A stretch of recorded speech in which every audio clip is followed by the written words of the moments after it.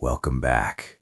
Before we start, don't forget to like, subscribe, and comment where you're listening from. It helps YouTube know you want more videos like this. All right, ready? Turn off the lights and listen closely.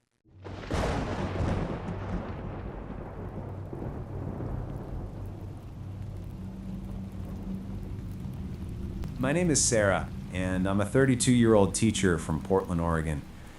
I've always been a skeptic when it comes to ghosts and the paranormal. I'm a science person. I need evidence, rational explanations, concrete proof. Or at least, that's how I was until I lived in the apartment on Crawford Street for 8 months in 2019. I'd just gotten a job teaching middle school in Portland and needed to find a place quickly. The apartment market was brutal, and after weeks of searching, I finally found something I could afford. A one-bedroom on the second floor of an old Victorian house that had been converted into apartments. The landlord, an elderly woman named Mrs. Peterson, seemed sweet but oddly eager to rent to me. She offered to waive the security deposit and give me the first month at half price if I signed the lease immediately. I should have known something was up. In a competitive market like Portland's, nobody gives those kinds of deals unless there's a problem. But I was desperate, and the apartment itself was beautiful. High ceilings, original hardwood floors, a clawfoot tub in the bathroom, and these gorgeous bay windows that let in tons of natural light. I signed the lease that same day. Moving in was uneventful. The apartment was clean, recently painted, and had clearly been vacant for a while based on the dust in some corners. I spent my first week unpacking, arranging furniture, and settling into my new teaching job. Everything seemed perfect. The weird things started small. I'd come home from work and find cabinet doors open in the kitchen, doors I was certain I'd closed that morning. I'd blame it on myself, thinking maybe I'd been distracted and forgotten. Then I started noticing that items would move. Not dramatically, just shifted. A book I'd left on the coffee table would be on the kitchen counter. My keys would be in a different spot than where I'd placed them. My shoes would be lined up by the door, even though I distinctly remember kicking them off in the bedroom. I live alone, so there was no one else to blame. I started questioning my own memory, wondering if I was becoming forgetful or if the stress of the new job was getting to me. But then, things escalated. About 3 weeks after moving in, I woke up at 3:47 a.m. I remember the exact time because I looked at my phone, to the sound of footsteps in my living room. Not creaking floorboards or settling house sounds, actual footsteps with a distinct rhythm and weight to them, back and forth, like someone was pacing. I froze in my bed, my heart pounding so hard I could hear it in my ears. I listened for several minutes as the footsteps continued. They were definitely in my apartment, not coming from the unit below or above. The walking pattern was too clear, too close. I grabbed my phone and pulled up 911, my finger hovering over the call button. I listened for any other sounds. Drawers opening, things being taken, anything that would indicate a break-in. But there was just the pacing, steady and rhythmic. Finally, I forced myself to get up. I grabbed the baseball bat I keep on my bed, a gift from my dad when I moved out on my own, and slowly opened my bedroom door. The pacing stopped. I flipped on the lights. The living room was empty. Nothing was out of place. No signs of anyone having been there. All the windows were locked from the inside. The front door was locked and chained. There was no way anyone could have gotten in or out. I checked every room, every closet, even looked under the bed like a scared child. Nothing. I was completely alone in the apartment. I convinced myself it must have been the neighbors, sound traveling through the old walls in weird ways. I went back to bed, but didn't sleep the rest of the night. The footsteps happened again 3 nights later. Same time, 3:47 a.m., same pacing pattern. This time I didn't get up to investigate. I just pulled the covers over my head and waited for it to stop. When morning came, I called Mrs. Peterson. "Has anyone ever complained about noise in this apartment?" I asked her. "Like footsteps or walking sounds?" There was a long pause on the other end of the line. "Why do you ask?" "I've been hearing sounds at night, footsteps in my living room. I thought maybe it was the neighbors, but it happens when I'm alone and..." "It's an old building," Mrs. Peterson interrupted, her voice tight. "Old buildings make all kinds of sounds. The wood expands and contracts, pipes make noise. It's nothing to worry about." But her tone told me she knew exactly what I was experiencing and was trying to dismiss it. That's when I decided to do some research. I started by asking my neighbors if they'd heard anything strange. The guy in the apartment below me, Marcus, gave me an odd look when I mentioned footsteps at 3:47 a.m. "You hear them too?" he asked. I thought I was going crazy. Sometimes it sounds like someone's running around up there, but whenever I've knocked on your door to complain, you haven't been home. "I'm always home at night," I told him, "and I'm definitely not running around at 3:47 in the morning." Marcus looked uncomfortable. The last person who lived in your apartment only stayed 2 months, and before that, someone stayed even less time. I've lived here for 3 years and have seen at least 7 people move into that unit and move right back out. That explained the deal Mrs. Peterson had offered me. She couldn't keep tenants in the apartment because something was wrong with it, something she hadn't disclosed. I went to the library and looked up the history of the house. Property records showed that it had been built in 1904 and had been a single-family home until 1983 when it was converted into apartments. I searched through old newspaper archives for any mention of the address. What I found made my blood run cold. In 1952, a woman named Elizabeth Marsh had died in the house. According to the newspaper article, she'd fallen down the stairs, the same staircase that now led up to my apartment, and broken her neck. She'd been 32 years old, the same age I am now. The article mentioned that Elizabeth had been found by her husband when he came home from work. She'd been dead for several hours. The time of death was estimated to be around 4 p.m., but Elizabeth's watch had stopped at exactly 3:47. I felt sick reading this. The footsteps always started at 3:47 a.m. Was it a coincidence? Was Elizabeth somehow still there, replaying the moments before her death over and over? I kept reading and found Elizabeth's obituary. She'd been a school teacher. She'd had no children. She loved reading and gardening. She'd been described by friends as kind, gentle, and full of life. And she died alone in that house, at the bottom of the stairs, waiting for someone to find her.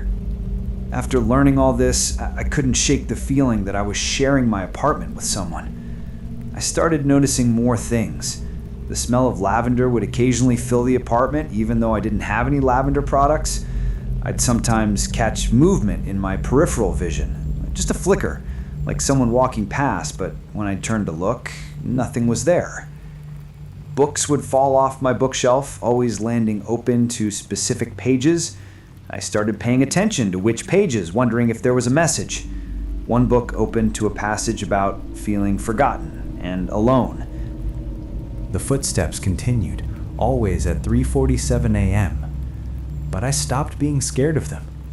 Instead, I felt sad.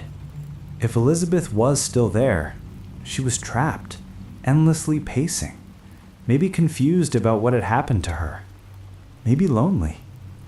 One night, after being woken by the footsteps yet again, I did something I never thought I'd do. I sat up in bed and spoke out loud to the empty apartment. "Elizabeth, is that you? Are you trying to tell me something?" The footsteps stopped immediately.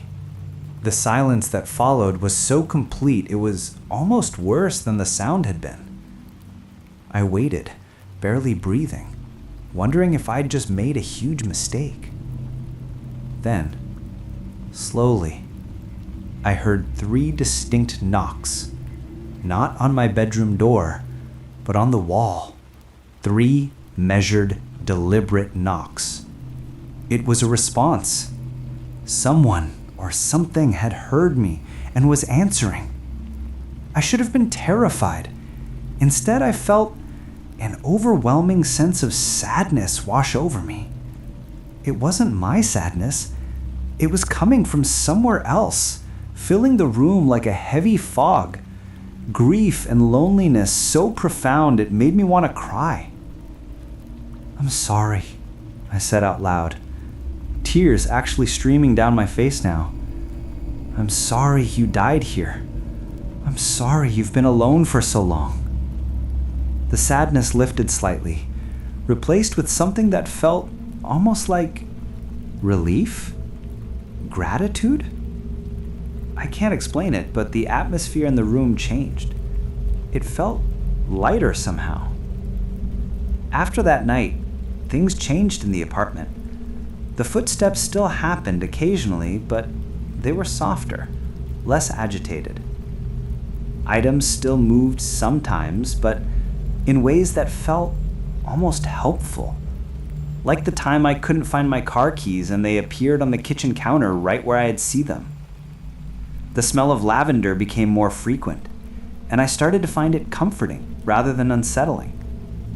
I began talking to Elizabeth, or whoever was there, like she was a roommate. I'd say good morning when I left for work and good night before I went to bed. I'd tell her about my day, about my students, about my life. I know how insane this sounds. Believe me, I'm aware. But the apartment felt different after I acknowledged her presence. It felt less lonely for both of us. I lived there for 8 months total before I had to move for a teaching position in Seattle. Before I left, I stood in the empty apartment one last time and spoke to the air. "I have to go, Elizabeth, but I want you to know that you're not forgotten. I'm going to leave a note for whoever moves in next, telling them about you. Not to scare them, but so they'll understand, so they'll know you're here and that you're not something to be afraid of." I felt a warm breeze pass through the room, even though all the windows were closed. And I swear, just for a moment, I saw her. A translucent figure of a woman in a 1950s style dress standing by the bay windows. She was smiling. She raised one hand in a small wave, and then she was gone. I left a letter for the next tenant, sealed in an envelope marked, "Important, please read." I told Mrs. Peterson to make sure whoever moved in received it. I explained everything as gently as I could. The footsteps, the moved items, the presence of someone who died there long ago. I emphasized that whoever was there meant no harm, that she was just lonely and needed to be acknowledged. Mrs. Peterson looked at me like I'd lost my mind when I gave her the letter, but I noticed she didn't throw it away. 6 months later, I got an email through my old school account. It was from a woman named Jennifer who'd moved into the apartment. She said she'd received my letter and at first thought it was a joke, but then she experienced everything I'd described. The footsteps, the moved items, the overwhelming sadness at 3:47 a.m. She said she'd followed my advice and started talking to Elizabeth, acknowledging her presence. And just like with me, things had calmed down. The apartment felt peaceful. Jennifer said she felt like she had gained not just a place to live, but a guardian of sorts. She felt protected there, watched over. She thanked me for the letter and for helping her understand what was happening. She said she planned to write her own letter for the next tenant, whenever that might be, so the chain of understanding would continue. I still think about Elizabeth sometimes. I wonder if she's still there in that apartment, or if maybe she's moved on now that people finally acknowledge her existence and remember her name. I wonder if that's all she needed. To not be forgotten. To have someone recognize that she was once a living person who mattered. I'm still a skeptic about most paranormal claims. I think most hauntings can be explained by old houses, overactive imaginations, or attention-seeking behavior. But I also know what I experienced in that apartment on Crawford Street. I know that Elizabeth Marsh died there in 1952, and I believe some part of her remained. Whether that's her literal ghost or Some kind of emotional imprint left on the place. I don't know. Maybe there's no real difference. All I know is that she was there, she was lonely, and acknowledging her existence brought peace to both of us. And sometimes, late at night, I still smell lavender even though I live in a completely different city now. And I like to think it's Elizabeth's way of checking in, of reminding me that we shared something strange and sad and beautiful in that apartment with the bay windows and the hardwood floors. Death isn't always an ending. Sometimes it's just a different kind of existence. And sometimes the dead need the living, just as much as we need to believe we won't be forgotten when we're gone.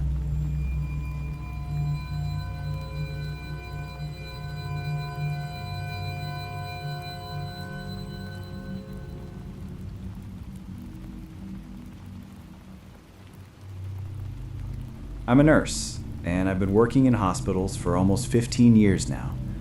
I've seen people die, I've seen people come back from the brink of death, and I've witnessed things that medicine can explain and things it can't. This story falls firmly in the second category. It happened during my time working night shifts at Mercy Hospital in Baltimore, Maryland. This was back in 2017, and I was working in the ICU, the intensive care unit, which is where the sickest patients go. It's a heavy job, emotionally, and the night shift can be particularly brutal because you're dealing with critical patients with minimal staff. The ICU at Mercy is on the 4th floor of the oldest part of the hospital, a section that was built in 1923. They've renovated it multiple times over the years, but you can still see the bones of the original building. The high ceilings, the thick walls, the old tile floors in some corridors that they've preserved for historical reasons.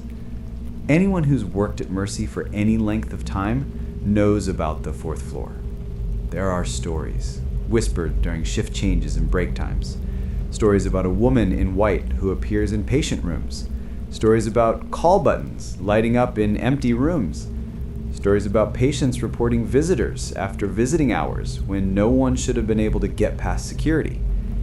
I'd heard these stories when I started working there, but I dismissed them as hospital folklore. Every old hospital has ghost stories. They're places where people die regularly, where emotions run high, where exhausted staff working long hours might see things that aren't there. I didn't believe in any of it. My perspective changed on a Tuesday night in October. I came in for my shift at 7 p.m., got the handoff report from the day nurse, and started my rounds. We had 8 patients in the ICU that night, a pretty typical number. Most were sedated and on ventilators, requiring constant monitoring, but not much direct interaction. Room 407 was different. The patient was an elderly man named Robert Chen, 78 years old, who'd been admitted with late-stage cancer. He was still conscious and lucid, refusing further treatment, and had been moved to the ICU because his condition had deteriorated rapidly. His family had been with him all day, but they'd gone home around 6 p.m. to rest, planning to return in the morning. Mr. Chen was expected to pass away within the next day or two. He was on pain medication, but otherwise just being kept comfortable. When I checked on him around 8 p.m., he was awake and surprisingly alert. "Hello, Mr. Chen," I said gently. "I'm Rebecca, your nurse for tonight. How are you feeling?" He smiled weakly. "I've been better, but also worse. I'm ready, you know. I'm not afraid." I talked for a few minutes. He told me about his wife, who'd passed away 5 years earlier. He told me about his children and grandchildren. He seemed at peace with what was coming, which is rare and beautiful to see. "My wife is here," he said suddenly, looking toward the corner of the room. "She's been waiting for me." I followed his gaze, but saw nothing except the usual medical equipment and monitors. "That's nice, Mr. Chen," I said softly. "It's not uncommon for dying patients to report seeing deceased loved ones. Medical professionals call it terminal lucidity, or hallucinations caused by the dying brain. I'd seen it many times before." "She's wearing her blue dress," Mr. Chen continued, still looking at the empty corner. "The one she wore to our son's wedding. She looks so beautiful." I'm sure she does, I said, checking his vitals and adjusting his IV. Everything was stable. I told him to use his call button if he needed anything and moved on to my other patients. Around 10 p.m., I was at the nurse's station charting when the call light for room 407 lit up. I headed down the hallway, but before I reached the room, I saw something that made me stop dead in my tracks. Through the window and the door, I could see Mr. Chen sitting up in his bed, which was unusual given his weakness, and he was talking to someone. I could see him gesturing, see his mouth moving, see him smiling, but when I looked at where he was directing his attention, I saw something that shouldn't have been there. A figure, translucent, barely visible, but definitely there. A woman in a blue dress, standing exactly where Mr. Chen had been looking earlier. She was Asian, petite, with her hair pulled back in a bun, and she was smiling at Mr. Chen with an expression of such love and tenderness that it made my heart ache. I blinked hard, convinced I was seeing things. Lack of sleep, stress, the dim lighting in the hallway, any of these could explain it. But when I opened my eyes again, she was still there, still visible, still smiling, still reaching out a translucent hand toward Mr. Chen. I pushed open the door and stepped into the room. The moment I crossed the threshold, the woman vanished, just disappeared like she'd never been there. Mr. Chen looked at me with an expression of disappointment. "She had to go," he said, "because you came in. She can only come when I'm alone." My hands were shaking as I approached his bed. "Mr. Chen, who were you talking to?" "My wife, June. I told you she was here." He said it so matter-of-factly, like it was the most normal thing in the world. "She says it won't be long now. She says she'll be here when it's time, and we'll go together." I didn't know what to say. I checked his vitals again. Everything was still stable, no signs of immediate decline. "Do you need anything? Pain medication?" He shook his head. "No, dear, I'm fine. June is taking care of me." I left the room in a daze and went back to the nurse's station. I must have looked shaken because my colleague, Angela, immediately asked if I was okay. "I just saw something in 407, I said quietly. I don't know what I saw." Angela had been working at Mercy for over 20 years. She gave me a knowing look. "Let me guess. A woman. Asian. Blue dress?" I stared at her. "You've seen her too?" "She appears when patients are close to the end," Angela explained. "Specifically Asian patients who are dying. People think she was a nurse who worked here back in the 1960s, a woman named June Huang. She died in a car accident on her way to work one day. Some people say she loved her job so much that she came back to continue taking care of patients. Others say she's looking for someone, maybe her husband or a patient she was particularly close to. But Mr. Chen said she was his wife, and her name was June," I protested. Angela's expression turned thoughtful. "That's new. Usually she's just seen standing in the corner or walking the hallways. I've never heard of a patient claiming she was their family member. What if she really is his wife? What if dying patients can actually see their dead loved ones, and what I saw was real?" Angela shrugged. "I stopped trying to figure out what's real and what isn't in this place years ago. All I know is that when patients report seeing her, they always pass peacefully. Always. It's like she's here to guide them or comfort them or something." I couldn't focus on my other patients for the rest of the shift. I kept thinking about what I'd seen, questioning my own sanity, wondering if exhaustion had made me hallucinate. But I know what I saw. That woman was there in that room, as real as anything else I've ever seen. At 2:47 a.m., the monitors in room 407 started alarming. I ran to the room, knowing what I'd find. Mr. Chen had passed away. According to the monitors, his heart had simply stopped. No distress, no struggle, just a peaceful end. But here's what made my blood run cold. When I entered the room, Mr. Chen's face was turned toward that same corner where I'd seen the woman in the blue dress, and he was smiling. His eyes were open, fixed on that spot, and he had the most peaceful, joyful smile I've ever seen on a dead person's face. And for just a moment, just a split second, I saw her again. The woman in the blue dress, standing beside his bed, holding his hand. She looked at me, gave me a small nod, as if to say thank you for taking care of him, and then both she and that smile on Mr. Chen's face began to fade.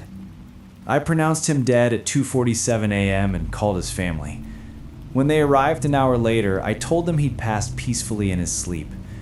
I didn't mention the woman in the blue dress, or the smile on his face, or the fact that I'd seen something I couldn't explain. But I did ask his daughter about her mother, about June. She showed me a photo on her phone. It was a picture from a wedding, her brother's wedding, and in it was a petite Asian woman in a blue dress, her hair pulled back in a bun, smiling at the camera with love in her eyes. It was the same woman I'd seen in room 407. Exactly the same, down to the smallest details. I started asking other nurses about their experiences after that night. Almost everyone who'd worked night shifts on the 4th floor had a story. Some had seen the woman in the blue dress. Others had seen different figures. A man in a military uniform who appeared in certain rooms. A child who played in a supply closet. An elderly woman who sat in the waiting area even though it was locked after visiting hours. The hospital administration doesn't acknowledge any of this officially. If you report seeing something, they'll suggest you take a mental health day or reduce your night shifts. But unofficially, everyone knows. The 4th floor is different. Something about that place keeps people there even after they've died. I worked at Mercy for 2 more years before moving to a different hospital. In that time, I saw the woman in the blue dress 3 more times. Each time, she appeared to a patient who was dying. Each time, the patient passed peacefully. And each time, I felt a strange sense of comfort knowing she was there. I'm not a religious person, and I don't claim to know what happens after we die. But I know what I saw at Mercy Hospital. I know that something exists beyond our physical bodies. Something that can sometimes make itself visible to the living, especially in places like hospitals, where the veil between life and death is thin.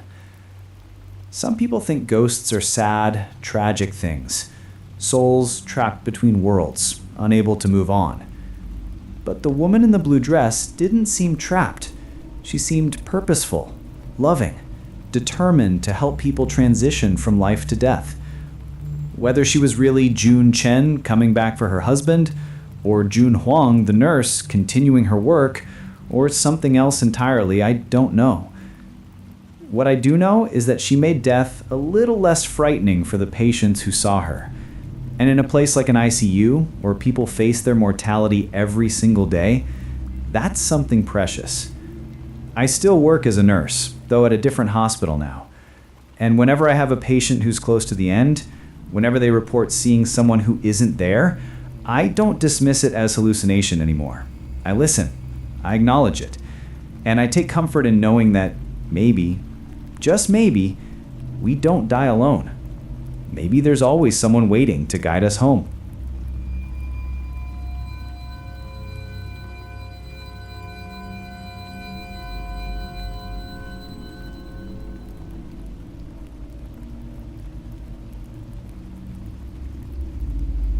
This story comes from my friend Tom, who's probably the most level-headed, rational person I know. He's an engineer, a problem solver, someone who needs to see data and evidence before believing anything. Which is why what happened to him in his first house still shakes him to this day. Tom bought his first home in 2014, a small 2-bedroom bungalow in the suburbs of Detroit. The house was built in 1947 and needed some work, but it was within his budget and in a good neighborhood. The inspection came back clean, except for some minor issues. Outdated electrical in a few rooms, an old furnace that would need replacing soon, and a basement that had some water damage in one corner. The basement was unfinished, just a concrete floor, exposed beams, and fieldstone walls. There was a newer utility sink in one corner where the previous owners had apparently done laundry, and an old coal chute that had been sealed up decades ago. The realtor mentioned that the basement was perfect for storage or could be finished into additional living space if Tom wanted to invest in it down the line. Tom moved in during the summer and spent the first few months focusing on the main floor, painting, updating fixtures, making the place feel like home. He barely went into the basement except to check on the furnace or throw some boxes down there for storage. But as the weather started getting cooler and he began using the furnace more regularly, he noticed something odd. There was a smell in the basement. Not the typical musty basement smell, but something else. Something organic and unpleasant, like meat that had gone bad. Tom assumed something had died down there, maybe a mouse or rat that had gotten poisoned and crawled into the walls to die. He bought some air fresheners and tried to ignore it. But the smell got worse. By October, it was so strong that Tom could smell it on the main floor whenever the furnace kicked on and pushed air through the vents. He spent an entire weekend searching the basement, moving boxes, checking behind the furnace, looking for any sign of what might be causing the smell. He found nothing. He called a pest control company, thinking maybe there was a dead animal in the walls or under the floor. They searched the entire house and found no evidence of pests, living or dead. They couldn't explain the smell either, which they admitted was unusually strong and pervasive. Around this same time, Tom started hearing sounds from the basement at night. It would start around 2 or 3 a.m., a rhythmic thumping sound, like someone dropping something heavy on the concrete floor over and over. Thump, pause, thump, pause, thump. It would go on for 5 or 10 minutes, and stop. The first few times it happened, Tom convinced himself it was the furnace or the water heater making noise, but the sounds didn't match those systems.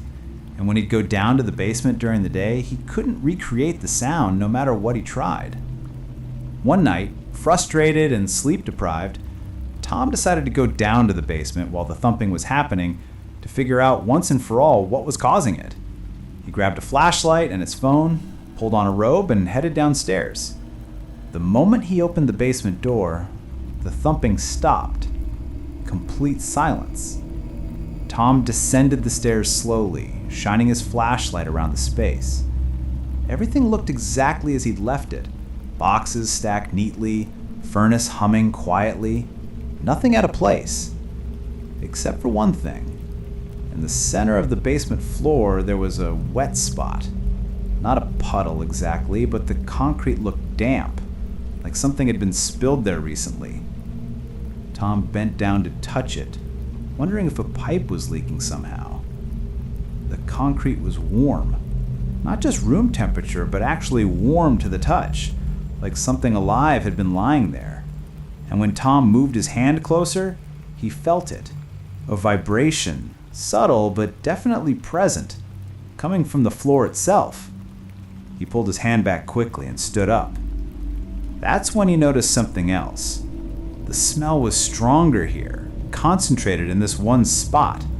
That rotten, organic smell that had been plaguing his basement for months. Tom didn't sleep that night. He sat in his living room with all the lights on, trying to rationalize what he'd experienced. Groundwater seeping through the foundation could explain the damp spot. Underground pipes or machinery could explain the vibration. And the smell, well, maybe there was something buried under the house. Something from long ago that was finally breaking down and releasing gases. These explanations didn't really satisfy him, but they were better than the alternative. That something was in his basement, something that appeared at night and left warmth and wetness and that horrible smell behind. The next day, Tom did some research into the history of his house. He went to the library and looked through old records, city directories, and newspaper archives. What he found didn't make him feel any better. The house had been built in 1947 by a man named Vernon Hayes, who lived there with his wife and 3 children. In 1953, Vernon Hayes had killed his entire family in the basement before hanging himself in the garage. The murders had been brutal. The newspaper articles described them as particularly savage and noted that police had difficulty identifying all the bodies initially due to the extent of the violence. The house had sat empty for years after the murders. Eventually it was sold, renovated, and had cycled through various owners over the decades. But according to what Tom could find, no one ever stayed in the house for very long. The average ownership period was less than 3 years. Tom felt sick reading about what had happened in his basement. He'd been sleeping above the spot where children were murdered. He'd been storing his belongings in a place where someone had committed an act of such violence that it made headlines even in 1953, when violence wasn't reported as sensationally as it is now. He called the previous owner, a woman named Patricia, who'd sold him the house, and asked her directly, "Did you ever experience anything weird in the basement?" There was a long pause. Then Patricia sighed. "I was hoping it wouldn't happen to you," she said. "I lived there for 2 years, and yes, there was something wrong with that basement. The smell, the sounds, the feeling that you're not alone down there. My husband and I tried to ignore it, but eventually it got to be too much. That's why we sold." "Why didn't you tell me?" Tom demanded. "Would you have bought it if I had?" Patricia replied. "And honestly, I thought maybe it was just us. Maybe we were psyching ourselves out because we learned about the murders. I hoped you wouldn't experience the same things." "What else happened?" Tom asked. "Besides the smell and sounds?" Patricia was quiet for a moment. "Things would move down there. Tools, boxes, things we'd stored. We'd find them rearranged or in completely different spots. And sometimes when I'd go down to do laundry, I'd see something out of the corner of my eye. A shadow, or a shape, or, I don't know, something that shouldn't have been there." After that conversation, Tom seriously considered selling the house, but he'd just bought it, had sunk money into renovations, and couldn't afford to take a loss. He decided he'd have to find a way to live with whatever was in the basement. He started by avoiding the basement entirely. He had the furnace inspected and serviced, then resolved to only go down there if absolutely necessary. For a few weeks, this seemed to work. The smell faded somewhat, and while he still occasionally heard the thumping at night, he learned to ignore it. But then things escalated. Tom started seeing things in the house, not just the basement. Shadows moving in his peripheral vision, doors opening on their own, the feeling of being watched, especially at night. And worst of all, he started having nightmares. Vivid, horrifying dreams about what had happened in that basement in 1953. Dreams so realistic he'd wake up screaming. One night, Tom woke up at 3 a.m. and found himself standing in his basement. He had no memory of walking down there, no memory of opening the door or descending the stairs. He was just suddenly there, in the dark, barefoot, on the cold concrete floor. And he wasn't alone. There was something else in the basement with him, something he could sense but not see. He was standing in that same center spot where he'd found the warm, damp concrete, and it was watching him. Tom ran. He ran up the stairs, slammed the basement door behind him, and dragged his heavy dresser in front of it. He spent the rest of the night in his car in the driveway, too terrified to go back inside. The next morning, Tom called a priest. He's not particularly religious, but he didn't know what else to do. The priest agreed to come to the house and perform a blessing, though he was careful to note that he couldn't perform an actual exorcism without approval from the diocese. When the priest entered the basement, Tom says his expression changed immediately. "There's a presence here," the priest said quietly. "Something angry, something that won't let go of what happened in this place. The priest performed a blessing ritual, sprinkling holy water and reciting prayers in Latin. Tom don't know if it was the power of faith or just psychological relief, but after the blessing, the house felt different. Lighter somehow. Less oppressive. The smell in the basement faded completely. The thumping sound stopped. Tom was able to go down there without feeling like something was watching him. For several months, everything seemed fine. Tom started to believe that maybe the blessing had actually worked, that whatever had been in the basement was gone. But then, almost a year to the day after he'd moved in, Tom woke up one morning to find muddy footprints leading from the basement door to his bedroom. Child-sized footprints. They went right up to the side of his bed where he'd been sleeping, then stopped. That was it. Tom put the house on the market that same week. He didn't care about the financial loss anymore. He told the realtor he needed to sell quickly and was willing to take less than market value. The house sold within a month to a young couple who seemed excited about the vintage charm. Tom didn't tell them about what he'd experienced. He rationalized it the same way Patricia had. Maybe it would be different for them. Maybe the presence in the basement only manifested for certain people. Maybe it was all in his head anyway. Stress and sleep deprivation creating problems that weren't really there. But he knew better. He knew what he'd experienced was real. The smell, the sounds, the warm, damp spots on the basement floor, the feeling of being watched, and worst of all, those child-sized footprints leading to his bed. A year after Tom sold the house, he ran into Patricia, the woman who'd sold it to him, at a hardware store. They recognized each other, and after an awkward moment, decided to grab coffee and talk about the house that had driven them both away. Patricia told Tom that she'd stayed in touch with several of the previous owners. She'd been curious about whether they'd experienced the same things. Every single one of them had stories.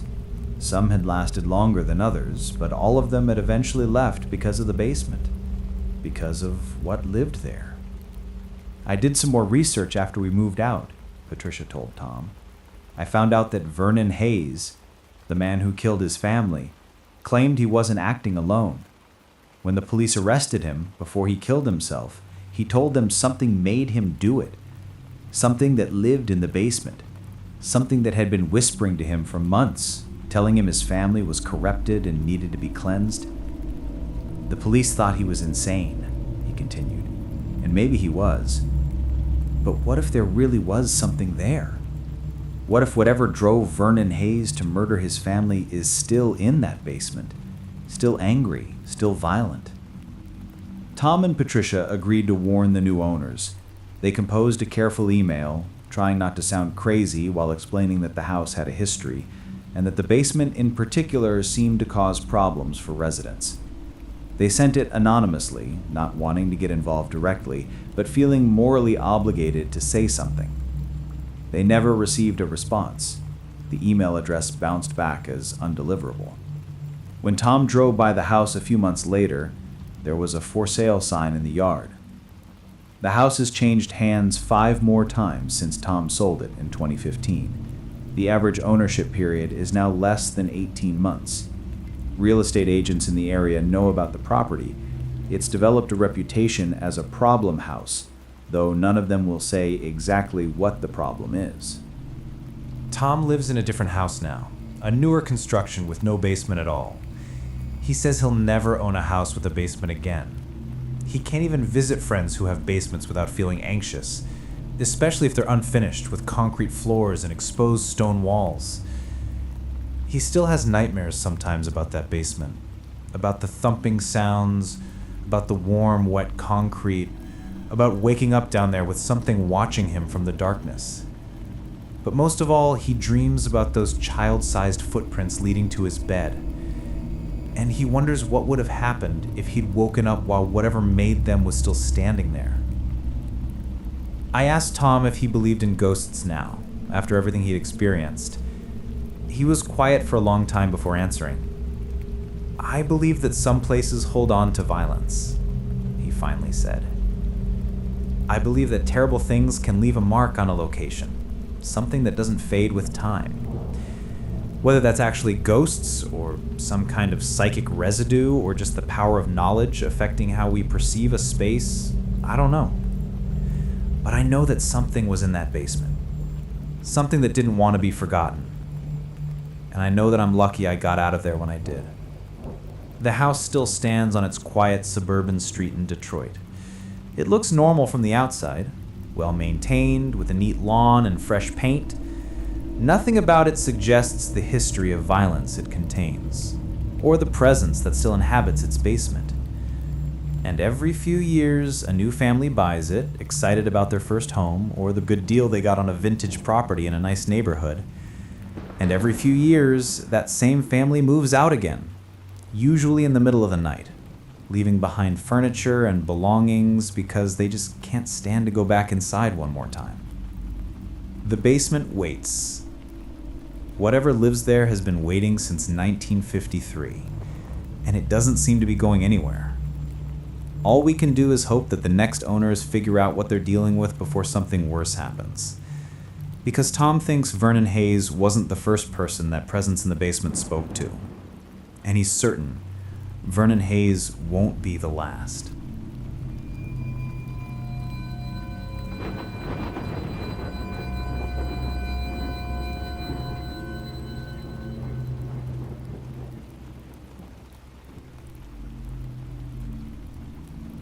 My grandmother passed away in 2018, at the age of 89. She lived a long, full life, and her death, while sad, wasn't unexpected. She'd been in decline for several months, and in many ways, her passing was a relief. She was no longer suffering, no longer confused by the dementia that had slowly stolen her mind over the previous few years. I'm telling you this because what happened after her death is something I'm still trying to understand. It's made me reconsider everything I thought I knew about death, consciousness, and what might exist beyond the physical world. My name is Claire. I'm 34 years old, and I was very close with my grandmother growing up. She helped raise me while my parents worked, and some of my earliest and happiest memories involve her house. Baking cookies in her kitchen, playing in her garden, listening to her stories about growing up during the Depression. After she died, my mother asked me to help go through her belongings. Grandma had lived in the same house for over 60 years, and it was filled with a lifetime of accumulated possessions. Sorting through everything was emotionally exhausting, but also strangely healing. Every item had a story, a memory attached to it. I was going through a box of old photographs when I found one that made me pause. It was a picture of my grandmother as a young woman, maybe in her late 20s. She was standing in front of a house I didn't recognize, wearing a floral dress and smiling at the camera. Nothing unusual about the photo itself, just a normal snapshot from the 1950s. But there was something written on the back in my grandmother's handwriting. The day I should have died, August 14th, 1957. I showed the photo to my mother and asked her about it. She looked at it for a long time before shaking her head. I have no idea what that means.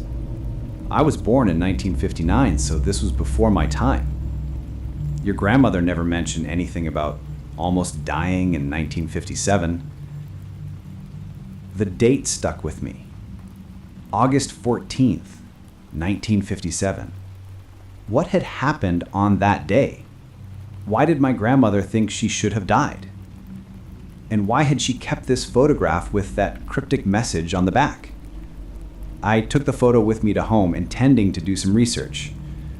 But before I could start investigating, something strange happened. I developed the photos I'd taken on my phone at my grandmother's house.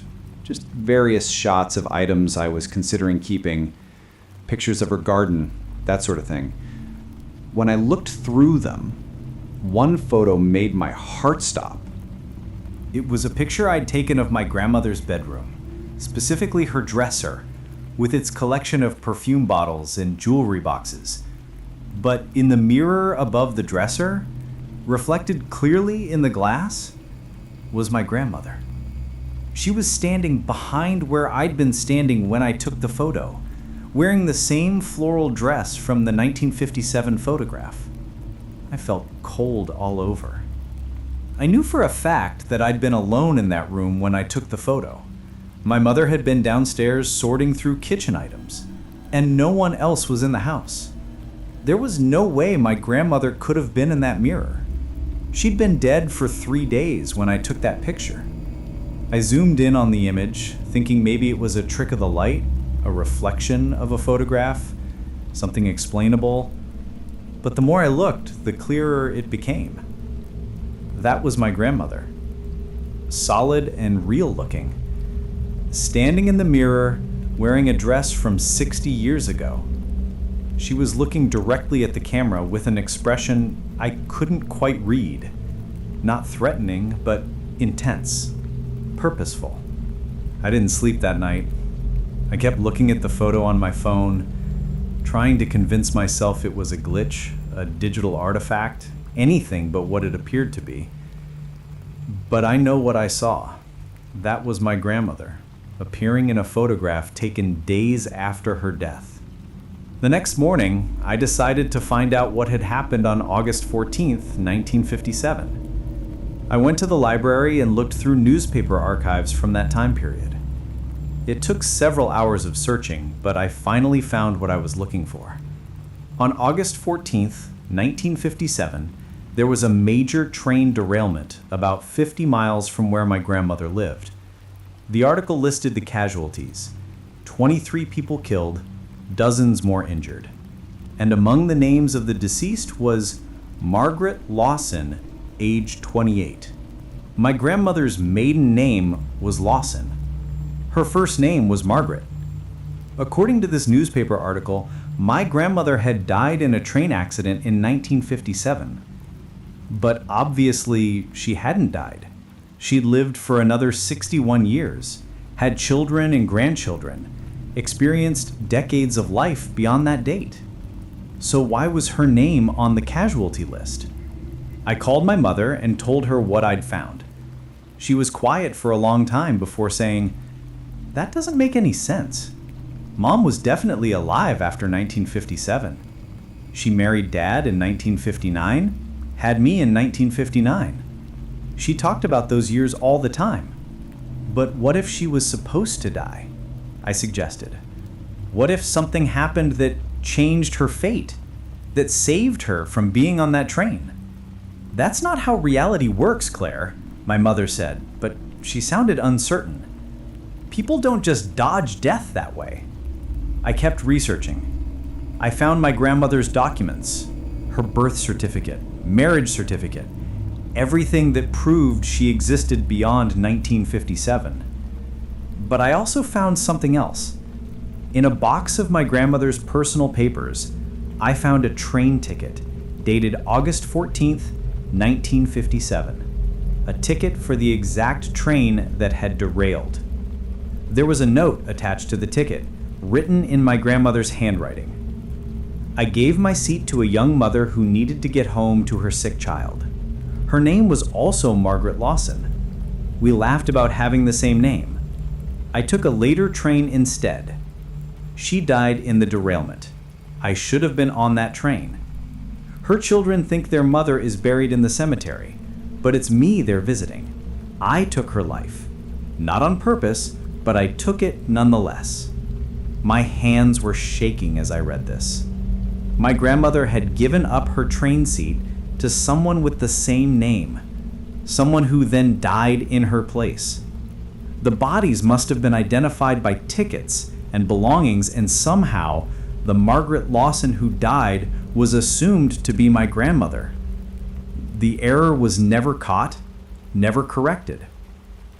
My grandmother had lived 61 years with the knowledge that someone else had died in her place, that another family believed their mother was dead while my grandmother lived on, using what should have been someone else's continued life.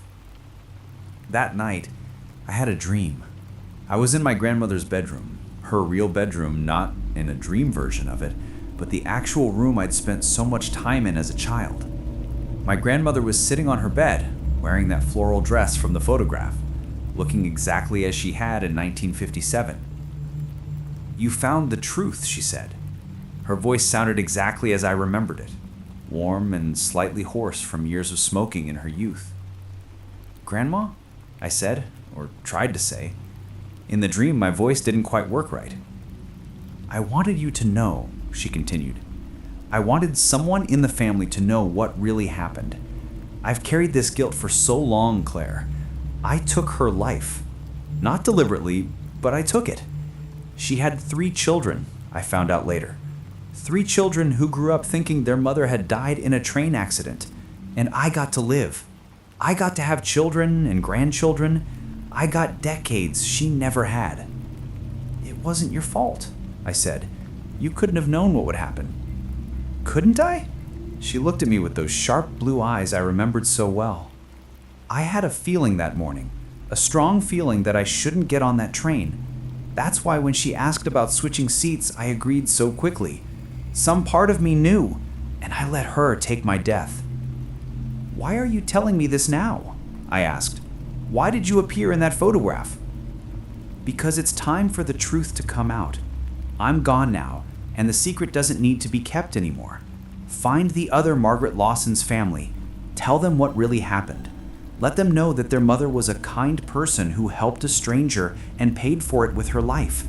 They deserve to know. And..." She paused, looking away. "If they'll let you, put flowers on her grave. She's buried under my name. Someone should visit her as herself, not as me." I woke up with tears streaming down my face. I knew it was more than just a dream. My grandmother had somehow communicated with me, used whatever ability the dead have to reach across and deliver a message she'd been unable to say while alive. It took me 3 months, but I found the other Margaret Lawson's family. Her children were in their 70s now, having grown up believing their mother died in 1957. I contacted the oldest daughter and carefully, gently, explained what I'd discovered. She didn't believe me at first. Why would she? It sounded insane. But I sent her copies of everything I'd found: the train ticket, my grandmother's note, the photograph from that day. I explained about the mix-up with the names, about how my grandmother had lived with the guilt of surviving in someone else's place. We arranged to meet at the cemetery where Margaret Lawson was buried. All 3 of the other Margaret's children came, and I brought my mother. We stood around the grave in silence for a long time before the oldest daughter finally spoke. "All these years, we've been visiting this grave thinking it was our mother," she said quietly. "But it wasn't her. She's buried somewhere else, probably in an unmarked grave as a Jane Doe. Or maybe they never identified her at all." "I'm so sorry," my mother said. "My mother should have said something, should have corrected the error. She was young and scared. I can't imagine carrying that guilt for 61 years. In a way, my mother suffered too. She gave our mother her name, her grave. The recognition of a life ended. That's something." We agreed to place a new marker at the grave, one that honored both women, my grandmother Margaret Lawson, who lived until 2018, and the other Margaret Lawson, who died on August 14, 1957, saving a stranger's life through a simple act of kindness. I haven't seen my grandmother in any photographs since that day. No reflections in mirrors, no mysterious appearances, no dreams. I think she's finally at peace now that the truth is known, now that both Margarets can be remembered properly. But I kept that original photograph, the one with her cryptic message on the back. Sometimes I take it out and look at her young face, knowing now what she knew when that picture was taken, that she was living on borrowed time, that she carried a secret that would haunt her for the rest of her long life.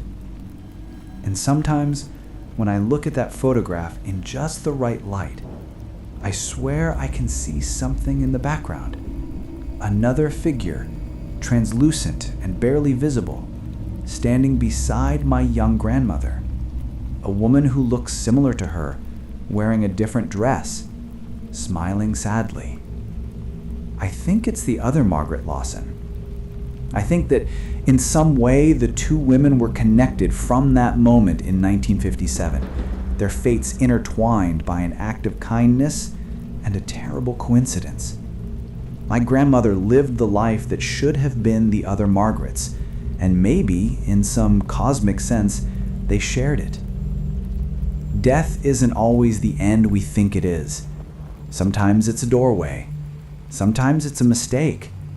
And sometimes it's a burden the living carry until they themselves become part of the mystery. My grandmother taught me that.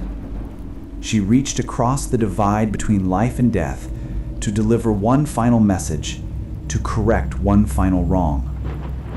And now, both Margarets can rest. Their stories told, their sacrifice and survival both acknowledged. I visit their grave every year on August 14th. I bring flowers for both of them. And sometimes, when the wind blows just right, I catch a scent that reminds me of my grandmother's perfume, White Shoulders, the same brand she wore for 60 years. It's her way of letting me know she's still watching over me, and that she's no longer alone.